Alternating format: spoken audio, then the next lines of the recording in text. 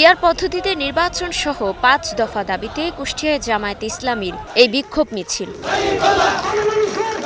শুক্রবার সকালে শহরের চৌরহাস মোড় থেকে মিছিলটি বেরিয়ে প্রধান সড়ক প্রদক্ষিণ করে। পরে বিজয় উল্লাস চত্বরে সমাবেশ করেন নেতাকর্মীরা।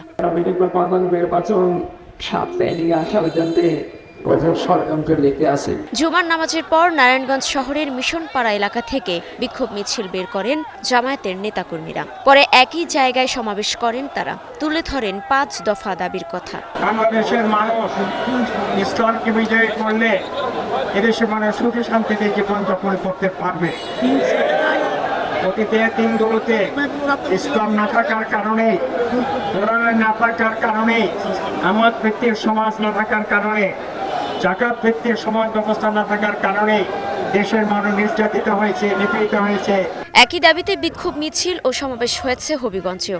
অংশ নেন জেলা জামায়াতের নেতাকর্মীরা। বাংলাদেশের ৭০% মানুষ পিআর পদ্ধতিতে নির্বাচন সেখানেও একটি দলের বাধা।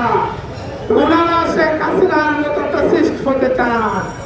ওনারা চান না, তারা বলেন গণতন্ত্র, নিজেদের দলের মধ্যেই গণতন্ত্র নেই, কিভাবে দেশে গণতন্ত্র প্রতিষ্ঠা করবে? ঝিনাইদহ শহরের পুরাতন ডিসি কোর্ট চত্বর থেকে বের করা হয় বিক্ষোভ মিছিল। পরে ৫ দফা দাবিতে শহরের পায়রা চত্বরে সমাবেশ করেন নেতাকর্মীরা। জুলাই সনদের ভিত্তিতে ফেব্রুয়ারির ভিতরে নির্বাচন দিতে হবে। উচ্চ কক্ষ নিম্ন কক্ষ উভয় কক্ষেই পিআর পদ্ধতি চালু করতে হবে।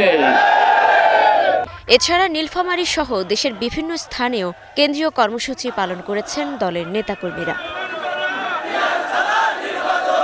Desk report, star news.